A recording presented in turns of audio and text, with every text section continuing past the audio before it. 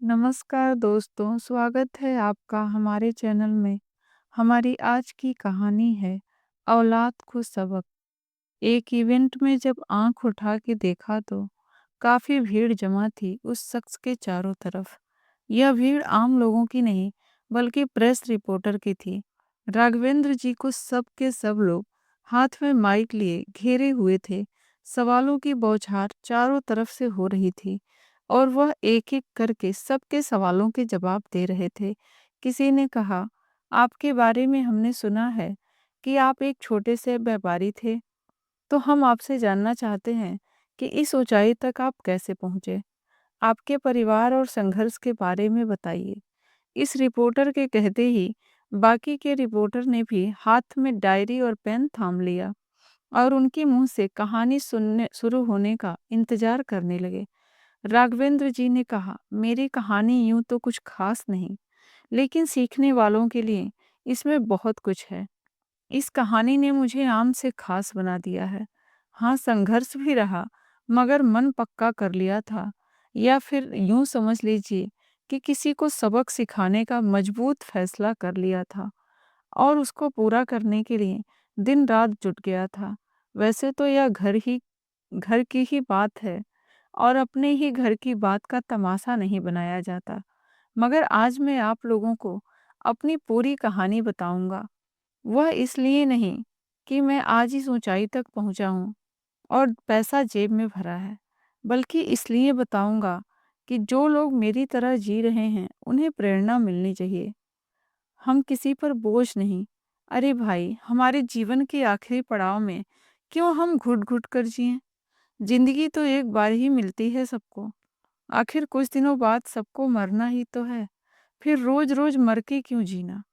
हमने अपना पेट काट कर जिन्हें खिलाया, पाल पोस कर बड़ा किया, आज उन्हीं के लात जूते खाकर क्यों जिएं? जिस संतान को हम दुनिया में लाते हैं वही हम पर एहसान दिखाती है। जिस पेड़ की जड़ों ने तुम्हें हरा भरा बनाया, उसी को काट कर भला सुखी कैसे रहोगे? राघवेंद्र जी की इन बातों से वहां तालियां बजने लगीं। फिर राघवेंद्र जी कहना शुरू करते हैं, आप लोगों के जैसे ही मेरे दो बेटे हैं। सोचा था बुढ़ापे में सहारा मिलेगा, मगर आजकल के बच्चों से ऐसी आशा करना ही पाप है। सबसे बड़ी गलती है। हम सबसे बड़ी गलती तो तब करते हैं जब हम बच्चों की अच्छी परवरिश देने के चक्कर में अपना सब कुछ इन पर न्यौछावर कर देते हैं। सारी मेहनत उनको बड़ा करने में झोंक देते हैं। कितने पेरेंट्स बच्चे बड़े होकर माँ बाप के लिए फिक्र करते हैं। बड़े होकर आपने क्या क्या किया उसे पालने में, यह बात ना तो उसे याद रहती है और ना ही जानने के बाद वह इसे महत्व देगा। वह बात बात पर जताएगी कि आप अभी लाचार हैं और वह आपकी देखभाल करके आप पर एहसान कर रहे हैं। अरे एहसान अगर एक माता पिता गिनाने लगे ना तो सुनने के लिए तुम्हारा जीवन ही कम पड़ जाए। बड़ा आया हम पर एहसान करने वाला। एहसान तो तुम्हें हमारा चुकाना चाहिए। अगर तुम्हारी भाषा में बात करूं तो फिर से चारों ओर तालियां बजने लगी। एक और रिपोर्टर ने कहा, आपकी बातें सुनकर हम आपकी पूरी कहानी सुनने के लिए बेसब्र हुए जा रहे हैं। अब आप जल्दी जल्दी अपनी कहानी शुरू कीजिए। फिर राघवेंद्र जी बताना शुरू करते हैं, बड़ी ही मन्नतों के बाद शादी के 8 साल बाद हमें औलाद का चेहरा नसीब हुआ था। उसके लिए न जाने कहाँ कहाँ मन्नत मानी और न जाने कितने इलाज भी करवाए, किस किस के दर पर मन्नत मांगी। फिर जब पैदा हुआ तो पहले बच्चे के जन्म के बाद जैसे हमारी सारी इच्छाएं पूरी हो गई हों। उसका नाम हमने विकास रखा। किस्मत से उसके 3 साल बाद ही दूसरे बेटे विनय का भी जन्म हुआ। सच कहूँ, हमने कभी सोचा न था हमें यह खुशी भी नसीब होगी। मगर आज सोचता हूँ तो लगता है यह सब ना ही होता। अपने पर भी शक होता है, कहीं खोट हमारे संस्कार में तो नहीं हुई। लेकिन ठोकरें खाने के बाद आज इस मुकाम पर खड़ा होकर कह सकता हूँ कि जो भी हो, पर आज के ज़माने में हर किसी को अपने बुढ़ापे का इंतजाम करके रखना चाहिए। देखिए, बुढ़ापा तो आना ही है, इससे आप बच नहीं सकते। मगर इंतजाम पहले से ही किया कर लिया जाए तो ठोकरें खाने को मजबूर नहीं होंगे। औलाद का कोई भरोसा नहीं, कब साथ छोड़ दे या आपका सब कुछ लूट कर धक्के मार दे।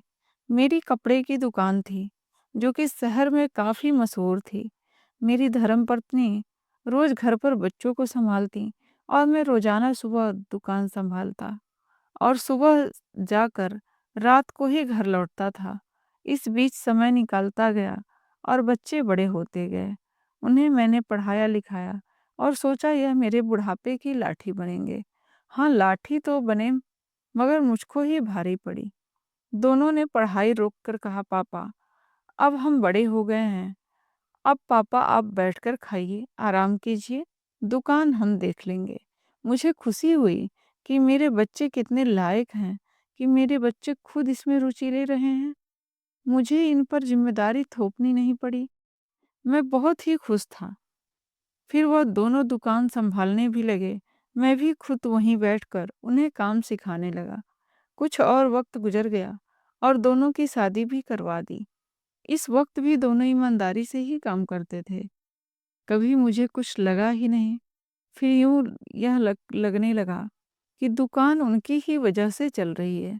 पापा तो बेकार बैठे रहते हैं, हमारी वजह से घर खर्च चल रहा है। हम पति पत्नी इनके कारण पेट भर पा रहे हैं। इसलिए अब आए दिन दोनों भाइयों की दुकान और खर्चे को लेकर झगड़ा होने लगी। दरअसल यह उनकी साजिश थी। यह मुझे बाद में समझ में आया। उन्होंने सोचा कि अगर यह रोज इसी तरह से झगड़ते रहेंगे तो पापा परेशान होकर दोनों को अलग कर देंगे। सारा पैसा, जायदाद, मकान सब बढ़ जाएगा। रोज रोज के झगड़े देखकर मैंने भी सोचा कि अलग करना ही ठीक है। अलग रहेंगे तो कम से कम झगड़ेंगे तो नहीं। तो मैंने बंटवारे के कागजात पर दस्तखत कर दिए। लेकिन उस वक्त मुझे कहाँ मालूम था कि ये दोनों अपने बंटवारे में हम दोनों का हिस्सा कहीं भी नहीं रखेंगे। जो था दोनों में आधा आधा हो गया। हम बड़े बेटे विकास के पास रहने लगे। उसने भी हमें खुश होकर ही रखा था। लेकिन एक दिन उसने मुझसे आकर कहा, पापा आप दोनों का खर्चा उठाने की मुझ में हिम्मत नहीं। ऐसा करते हैं, आप मेरे यहाँ रहिए और मैं आपका पूरा खर्चा उठाऊंगा और मम्मी का विनय के यहाँ से हो जाएगा। और जो स्टोर रूम है उसी में आप दोनों के रहने का इंतजाम भी कर दिया है। मुझे तो अपने कानों पर विश्वास ही नहीं हुआ। मैंने पूछा कि हम अपने कमरे में क्यों नहीं रह सकते? यह घर हमारा भी तो है। तो फिर हम क्यों जाएं स्टोर रूम में और हमको अलग क्यों कर रहे हो? मेरे ऐसा कहते ही विनय बोल पड़ा, पापा हमसे ऐसे बात मत कीजिए। स्टोर रूम तो ही दे रहे हैं, हमारे भी बच्चे हैं, वह कहाँ रहेंगे? इतने बड़े परिवार में कोई और होता तो पता नहीं आप दोनों कहाँ होते। जब बंटवारा हो गया है तो अब इस घर के मालिक आप कैसे हुए? अब तो मालिक हम हैं, तो हम जैसा कह रहे हैं वैसा ही करना पड़ेगा। आज तक हम भी तो अपने कहने के हिसाब से ही करते आए हैं। स्टोर रूम की जगह पसंद नहीं तो वृद्धाश्रम भी भेज सकते हैं। बोलिए क्या कहते हैं? बस उसके बाद से ही हम उस घर में नौकरों की तरह रहने लगे, जो दिन भर गधे की तरह काम करते और रात को उस स्टोर रूम में जाकर सो जाते। मुझे बाहर के काम के लिए तैनात किया गया और मेरे धर्म पत्नी जी को घर के कामों के लिए लगा दिया गया। अब सवाल यह उठता था कि घर को दो हिस्सों में बांट दिया गया, काम को भी तो बांटना था। तो मेरे बेटों ने यह निष्कर्ष निकाला कि जिसके घर से जिसके लिए खाना आएगा तब तक वह उस घर के लिए काम करेगा।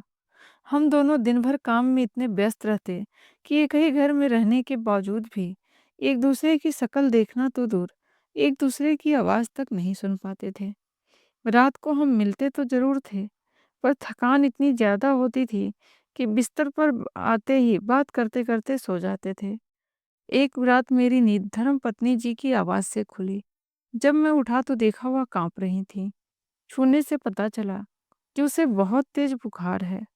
अब इतनी रात हो गई है, दवा या डॉक्टर तो मिलेंगे नहीं, तो सोचा बेटों के पास से कोई दवा होगी वह अभी दे देता हूँ। सुबह होते ही डॉक्टर के पास ले चलूँगा। यही सोचकर मैं पहले विकास के पास गया, मगर मैं दरवाज़ा पीट पीट कर थक गया और उसने दरवाज़ा नहीं खोला। और फिर मैं भागा, विनय के पास गया। उसकी पत्नी रंजना ने दरवाज़ा तो खोला, मगर चिल्लाकर कहा कि इतनी रात में उसे परेशान मत करो। दोनों के दरवाजे पीट-पीट कर जब मैं थक गया, तो थक हार कर मैंने पानी की पट्टी ही पत्नी जी की सिर पर रखना शुरू कर दी। किसी तरह सुबह हुई, पर बुखार कम नहीं हुआ। सुबह जब विनय और रंजना को चाय नहीं मिली, तो वह आए स्टोर रूम में। मुझे श्रीमती जी के सर को सहलाते देखकर, कुछ तो शर्म कीजिए पापा, इतनी उम्र हो गई है, पर अभी भी लैला मजनू वाली हरकतें आप दोनों को शर्म नहीं आती। चाय बनाकर ही यह सब कर लेते। पापा जी, अभी आप लोगों के नाती पोते खिलाने की उम्र है, ना कि इश्क फरमाने की। रंजना के ऐसे कहते ही मैंने कहा, कुछ बोलने से पहले इस बात की तसल्ली तो कर लो कि हम काम क्यों नहीं करने आए। रात से तुम्हारी माँ बुखार से तड़प रही है। गया तो था दवा मांगने, मगर मदद करना तो दूर, उल्टा सुबह सुबह यहाँ आकर अनाप शनाप बोले जा रहे हो तुम लोग। देखिए, धर्मपत्नी जी की इसी औलाद को हमने इतनी मेहनत से पाला था, इससे अच्छा तो हम बे औलाद ही रहते। मैंने कहा तो पीछे से विकास और उसकी पत्नी मीना भी आ गए, और वहां आते ही विकास ने कहा, आप दोनों अभी तक यहीं हैं, काम कौन करेगा। विनय ने तुरंत तानाकसी के अंदाज में कहा, अरे भैया, मम्मी बीमार हैं, पापा उनकी सेवा कर रहे हैं, अब आज का काम तो भगवान भरोसे, समझ लो। यह करने के बाद विकास समेत वहां के सभी लोग चले गए। फिर दिन भर ना तो किसी ने हमें खाना पूछा और ना ही हालचाल पूछने आए। मैं धर्मपत्नी जी से कहकर बाहर गया तो उसके लिए दवा और ब्रेड ले आया। ऐसे ही 2 दिनों तक चलता रहा। फिर एक दिन रात में धर्मपत्नी जी जब थोड़ी बेहतर महसूस करने लगी, तो उसने कहा, चलिए अब अपने अपने काम पर लग जाते हैं, आखिर कब तक यूं बेड पर गुजारा करेंगे। मैं भी और करता ही क्या, चला गया विकास के पास और उसने कहा, आज का काम बताओ भाई। इधर धर्मपत्नी जी भी विनय के पास गई, मगर उस दिन दोनों भाइयों ने कुछ अलग ही सोचकर बैठा थे, जिससे हम अनजान थे। इधर विकास मुझसे कहता है, अब हमें आपकी कोई ज़रूरत नहीं। उधर विनय ने भी धर्मपत्नी जी से वही बात कही, जब आप लोग हमारे किसी काम के नहीं, तो अब हम भी आपके किसी काम नहीं आएंगे। पिछले 2 दिन तो मज़े किए हैं ना आप दोनों ने, अब उसकी सज़ा भी भुगतनी ही पड़ेगी। तो जाइए, अब वैसे ही रहिए। अपने ही बच्चों के ऐसा कहने पर हम दोनों आपस में अपने कमरे वापस आ गए। फिर धर्मपत्नी जी ने मुझसे कहा, अब हम क्या करेंगे। इन्होंने तो हमारी जिम्मेदारी से बड़ी आसानी से पल्ला झाड़ लिया। मैं ऐसा करती हूँ कि मेरे पास कुछ पुराने खानदानी सोने के जेवर पड़े हुए हैं। सोचती थी किसी मौके पर बहुओं को दे दूंगी, मगर अब यह हमारे काम ज्यादा आएंगे। आप इन्हें बेचकर थोड़ा राशन ले आइए, कुछ दिन तक तो हमारा गुजारा हो ही जाएगा। मैंने हैरान होकर धर्मपत्नी जी से कहा, जब तुम्हारे पास यह गहने थे, तो पहले क्यों नहीं दिए। कम से कम पहले से इस नालायक पर अपना गुजारा तो न करते। इस पर धर्मपत्नी जी ने रोने लगी और कहने लगी, यह मेरी माँ और आपके माँ की आखिरी निशानी है। इसे बेचने का कभी मैंने सपने में भी नहीं सोचा था। बुढ़ापे में 2 रोटी के लिए सोचा था कि वह तो अपने बच्चों से ही मिल जाएगी, पर आज जब बच्चों ने अपना फैसला सुना ही दिया, तो यह निकाल रही हूँ। हम दोनों कमरे में यह सब बात कर ही रहे थे कि तभी बाहर से अचानक शोरगुल की आवाज आने लगी। मैं बाहर गया तो देखा दोनों भाई आपस में लड़ रहे हैं। उनकी लड़ाई देखने की मेरी कोई खास इच्छा तो नहीं थी, तो वापस अपने कमरे में जाने लगा। तभी विकास मुझे आवाज लगाकर कहता है, कहाँ चल दिए बुढ़े, यहाँ कोई फिल्म चल रही है क्या। जो आया देखा और चल दिया। मैंने कहा, पर तुम दोनों के बहस में मेरा क्या काम। मेरा काम तो कुछ नहीं है, पर बहस की वजह तो आप ही हैं। आपका दाना पानी तो बंद कर दिया हमने, तो अब यहाँ से निकलने की मेहरबानी कब करेंगे। विनय ने कहा तो मैंने झट से कहा, लेकिन यह यहाँ तो हमारा भी है, हम यहाँ से क्यों निकलें। तुम लोगों ने खाना देने से मना किया था, पर इस घर में रहने से नहीं कर सकते। वैसे भी हमारा कमरा तो हमसे छीन लिया है, स्टोर रूम में रहते हैं, अब क्या आंगन में रहें? वह बोला, आप जाकर जहन्नुम में रहिए, ऐसे हमें कोई फर्क नहीं पड़ता, पर आप यहाँ नहीं रहेंगे। यह घर हम दोनों भाइयों का है और हमने यह फैसला किया है, और ऐसे भी यह स्टोर रूम मेरे हिस्से में है, तो मुझे यह कमरा इस्तेमाल में लाना है, क्योंकि रंजना को यहाँ ब्यूटी पार्लर खोलना है। विनय ने कहा। मैंने उसके बाद एक लफ्ज भी नहीं कहा और अंदर जाकर धर्मपत्नी जी से कहा, चलिए धर्मपत्नी जी, अब यहाँ से भी जाने का नोटिस निकाल दिया हमारे मालिकों ने। चलो अच्छा है, रोज रोज की जिल्लत से बेहतर सड़क पर बैठकर दो सूखी रोटी खा लेंगे। उसने कहा, पर हम लोग जाएंगे कहाँ?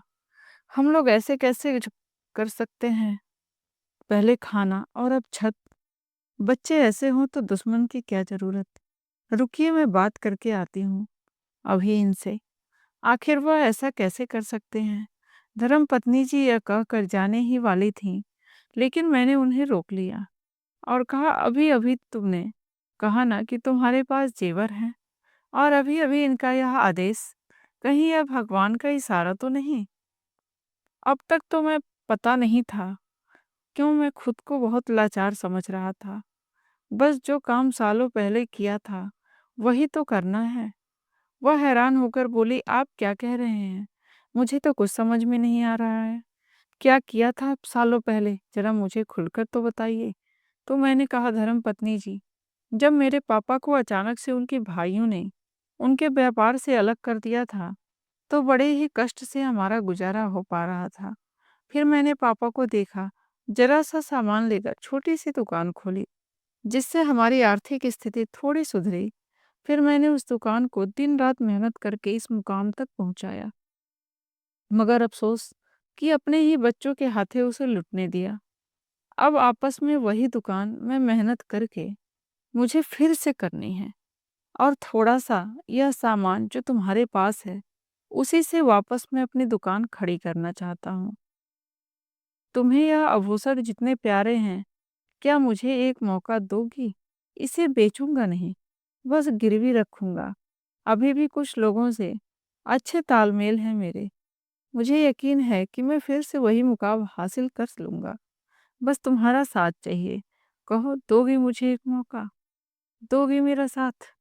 धर्मपत्नी जी ने कहा, तो मैं हर दम आपके साथ हूँ, पर जहाँ इतने सालों की मेहनत थी, वहीं हमारे पास इतने साल थे।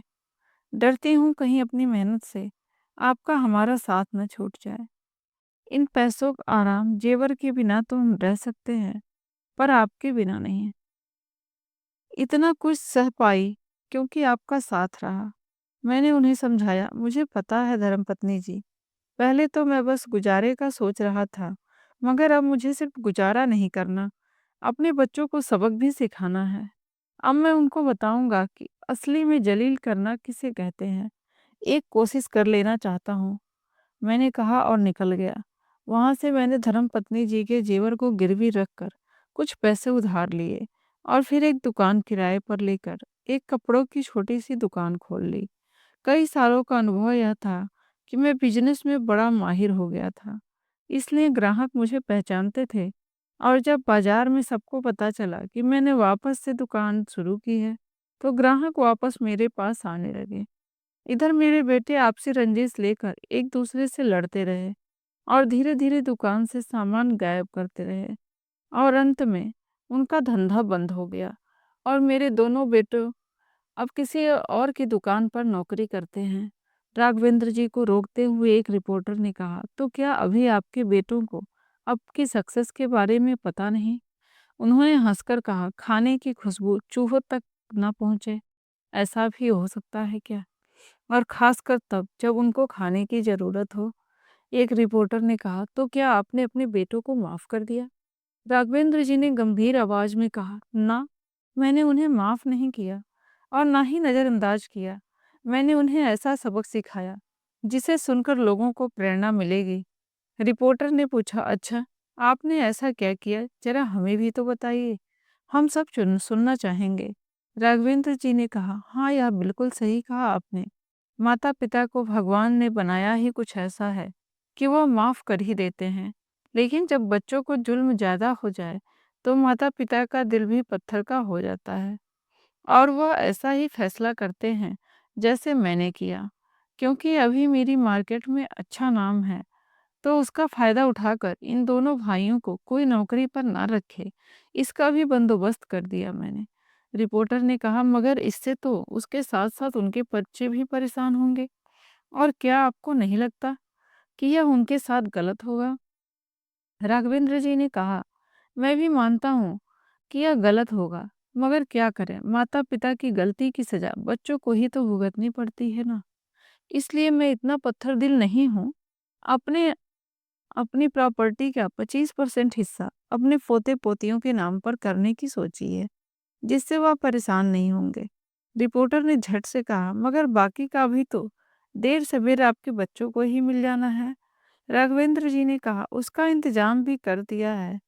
मेरे बाकी की प्रॉपर्टी मेरे बेटों को नहीं बल्कि वृद्धाश्रम को जाएगी, जहां हमारे जैसे लोग अपने बच्चों के अत्याचार से आते हैं। पर हर कोई अपने बच्चों को सबक नहीं सिखाता, तो उनका सहारा मैं बनना चाहता हूँ। मेरी बात मेरे बेटों को माफ़ी मांगने की कोशिश करने की, तो वह काफ़ी दिनों से कर रहे हैं और उसका जवाब भी आज आप लोगों को मिल जाएगा। आज भी वह इस प्रोग्राम के ख़त्म होने का इंतज़ार बाहर खड़े होकर कर रहे होंगे, जैसे ही वह हमेशा करते हैं। मगर जैसे हर जगह उन्हें नज़रअंदाज करता हूँ, आज भी करूँगा। नमस्कार, अब मैं चलता हूँ। यह कहते हुए राघवेंद्र जी स्टेज से उतरकर अपनी पत्नी का हाथ पकड़े, सामने खड़े अपने बेटों को अनदेखा करते हुए अपनी कार में जाकर बैठ गए और ड्राइवर को चलने का इशारा किया। इधर विकास और विनय उन्हें पुकारते ही रह गए। आज फिर से उनके माफ़ी मांगने के इरादे पर पानी फिर गया था। राघवेंद्र जी और उनकी धर्मपत्नी ने अपनी कार की खिड़की के शीशे को चढ़ा लिया। चारों शीशे पीटते रहे, मगर भीड़ को चीरती हुई कार धीरे धीरे आंखों से ओझल हो गई। मन के हारे हार है, मन के जीते जीत। इसी कहावत को राघवेंद्र जी ने चरितार्थ कर दिखाया था। उस उम्र में जब माँ बाप घर में आराम करते हैं, बच्चों ने ठुकराया। उन्होंने मेहनत से आगे बढ़कर दिखाया और नाम भी कमाया।